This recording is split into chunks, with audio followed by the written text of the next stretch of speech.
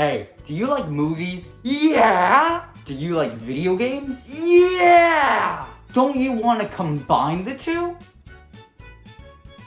No! Video game movies are known to be what the cool kids call bad. They're usually used as cash grabs to vomit any form of media they can squeeze out of a franchise, and honestly, can you blame them? They want all the kids in the theater to scream, Oh, it's a snake! And besides, parents, they like it, cause you know Super Mario, you know Sonic the Hedgehog, you know Pikachu. But whenever you see a studio announcing a new movie under the name of a video game IP, the entire internet just lets out this collective groan. And this isn't for no reason. Video game movies have a terrible track record of being bad. And even me saying that is being generous. It's not even that film adaptations are bad. Look at all the successful book-to-movie films there are. But for some reason, people just don't know how to make a video game movie for the life of them. Sure, they're getting better over time, but the way we got here ranged from to even... And that road started way early on. Movies had to have a plot to be somewhat interesting, so the film industry had to come up with something that wasn't this. So when directors Annabelle Jankel and Rocky Morton, I butchered the hell out of that, saw the success of this Italian plumber, they immediately started work on the movie. This movie ended up being bad and made around 20 million, which is around half of what they actually used to make the movie. This would soon show the movie industry that making a movie out of a video game is not a good idea. But clearly that didn't stop them. Okay, let me give you a quick summary of this movie. It started with a bit of lore dating back to the dinosaur age. Finally, are we gonna see how Yoshi evolved? Maybe even how the different Koopalings were made? Or maybe how Goombas just exist? A meteor crashes into the earth, killing everything. But for some reason, the meteor causes two parallel dimensions to be created. The dinosaurs that survived evolved into humanoid creatures and founded the city of Dino Hatton. It cuts to 20 years before present day when a woman leaves an egg and a rock at a Catholic orphanage. When running away, this movie's equivalent of Bowser asks where the rock is and the woman dies of rocks falling on her or something. It cuts to the egg hatching and there is a human baby inside of that egg. It cuts back to present day. Mario and Luigi are chilling doing their own thing and they're plumbers in Brooklyn, New York. They're about to be run out of business by a mafia-operated construction company run by a man named Anthony Scapelli. Luigi falls in love with an NYU student named Daisy.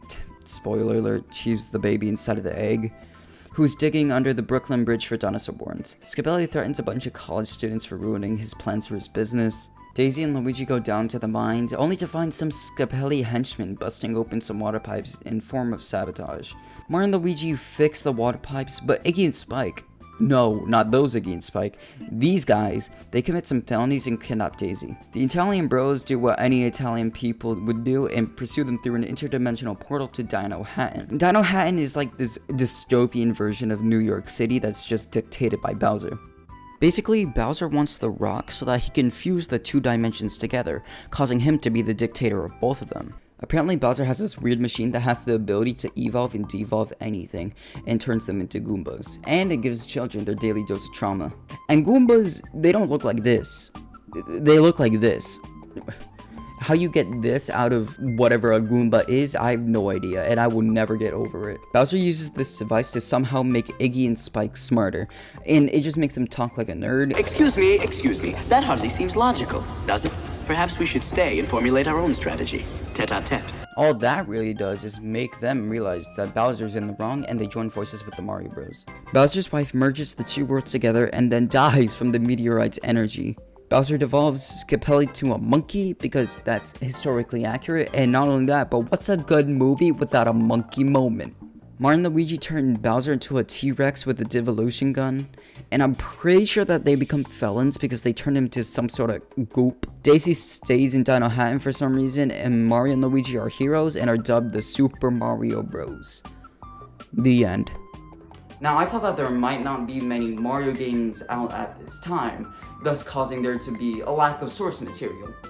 But after doing a little bit of research, apparently there were all of these, and I have no idea how they got it wrong. Like, I mean, they had Mario teaches typing. Apparently they wanted this to be the true story of what happened, and the games are really just some inaccurate parody of what happened. What? Now, this is one of the most glaring issues we have with video game movies. You cannot change the world and story that we have already established. Sure, they have overlapping characters, but they're all so different from the games. Toad is a musician that protests against Bowser but gets turned into a Goomba. Also, Goomba? Yoshi is literally just a dinosaur. The closest thing that we get to the actual game is a Bomb-Omb, and that's it. The backlash is caused by not satisfying the expectations that the fans from the franchise have, because the chances are they know a lot more about the game than you do, and they actually know what the movie should look like. The main reason that people make video game movies is because they want in on the huge amount of money that the game is making, but they just do it in the worst ways possible. The way they change everything confuses me so much. There was actually an original script for this movie that followed the game, and they scrapped it. There was also a huge amount of drama going on backstage. Apparently, the actors from Mario and Luigi were getting drunk on set just to get through it. The Dino Hatton said it would get extremely hot, and the actor Bowser had a temper tantrum over how many script changes there were, sometimes 10 minutes before they were actually supposed to film the scene. This movie was a nightmare. There's no getting around that. However, this is not the only bad video game movie. No. Another huge example of this is...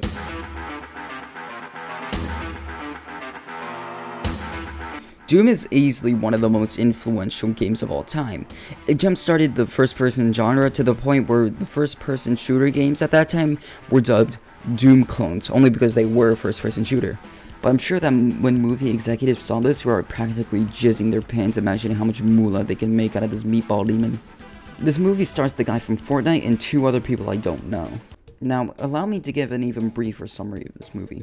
The year is 2046, and the UAC is attacked by something unknown. One of the guys sends out a distress signal. 7 Marines and The Rock go to the research facility to figure out what is going on. They go on the mission only with the goal of receiving information from the UAC station.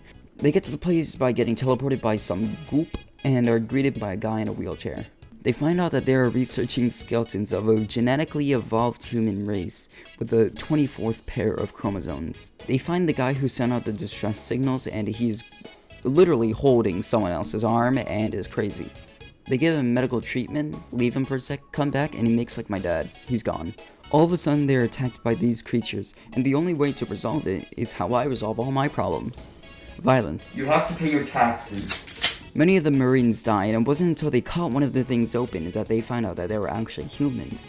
Apparently one of those mutant things that they were researching in the UAC got loose and started killing people left and right.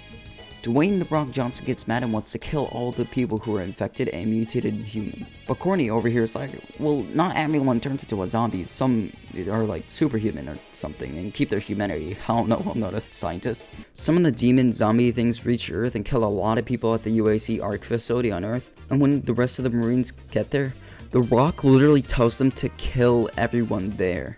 When one of the Marines refuses to kill some people in a janitor's closet, Dwayne "The Rock" Johnson from Fortnite racks up his KD and shoots him in the head. They get attacked again by the creatures, and one of the Marines named Reaper gets wounded.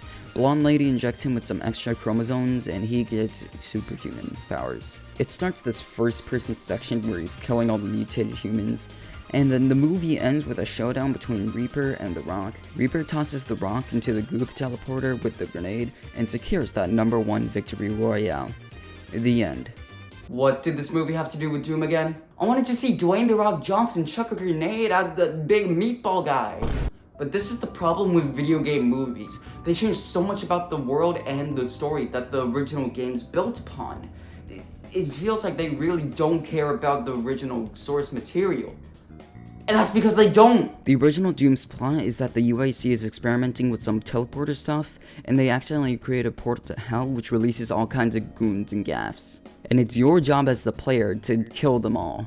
But it's weird because all the Doom related stuff only comes in at the last 20 minutes of the film. It's weird how the UAC kinda had the teleportation stuff perfected, especially when that was the main problem in the original Doom game. It doesn't matter though. My point is that for some reason the big boys at Hollywood just can't get enough of changing the story because they know what works and what doesn't. Besides, they've been doing this stuff for years, right? But the reason that these are getting better is that they're actually respecting what the original source material stands for. I don't think that either of these movies are bad as a standalone movie. You can look at either of these as normal movies, but as soon as you slap a video game name on it, it absolutely ruins everything. But there's one big kahuna of the video game movies that's actually good, and it actually respects the source material.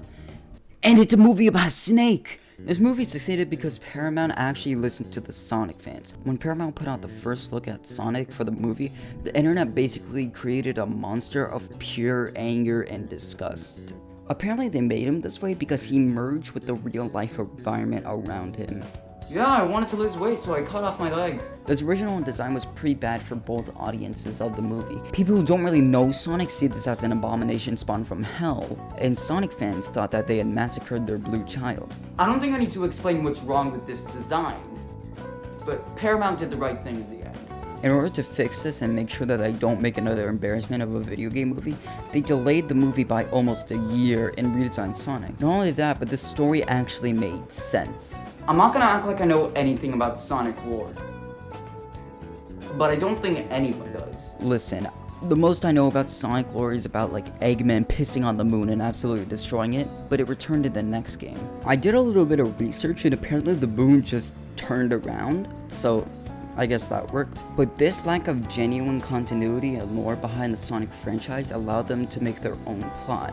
But they didn't completely destroy everything that the original games created. There's the actual Green Hill Zone, the Echidna tribe, and they made rings a genuine way of interplanetary travel. But ignoring all this is just a genuine good movie. All the characters are written well and have their own goals. This movie isn't afraid to tap into that goofy cartoon side that it has, and it has a feasible plot.